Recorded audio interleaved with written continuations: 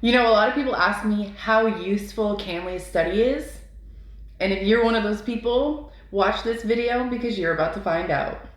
Hi everyone, welcome to A Psychology. I am Ms. M, and today we are going to talk about Canley and how it's even useful to society. But before we do that, we have to know a little bit of background about Canley and what's going on in the world today. In the year 2000, Canley and a bunch of other researchers created this study, which is basically a brain scanning study, and we're looking at the links between the amygdala, memory, and emotional experiences.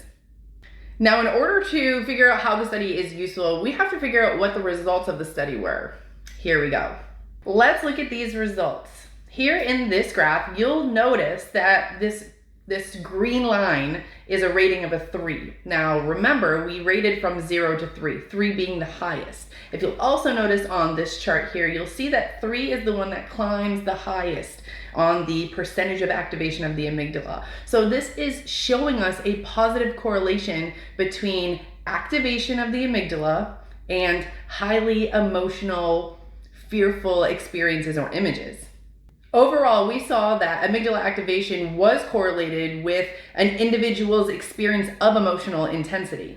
Another important result of this study, this chart right here. This chart is the extra evidence that they collected, the follow-up study they did a couple weeks later with our participants. You'll notice that the pink lines here are the remembered, the things that our participants said they remembered the most.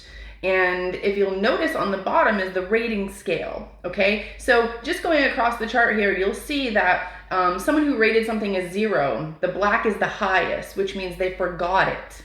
It was something they forgot. They didn't remember something that wasn't emotional. And if you look all the way at the end, you'll see this rating of 3, and pink being the highest, and pink is remembering. So here we have another correlation with information that is rated more intense emotionally with also remembering that information. Okay, let me just go over that again. So we're basically finding this correlation in Canley's study with highly emotional responses, highly emotional memories, highly emotional experiences. Those are all being stored in the amygdala.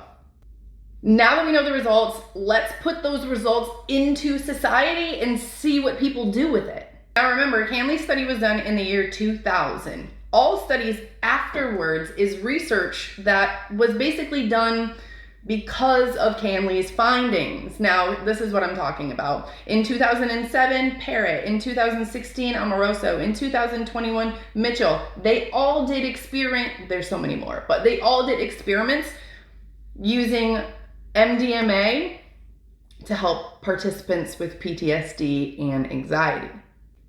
In the next part of this video, I'm going to show you how MDMA has come out of the shadows to be proven as a useful tool in helping people with depression, PTSD, and anxiety.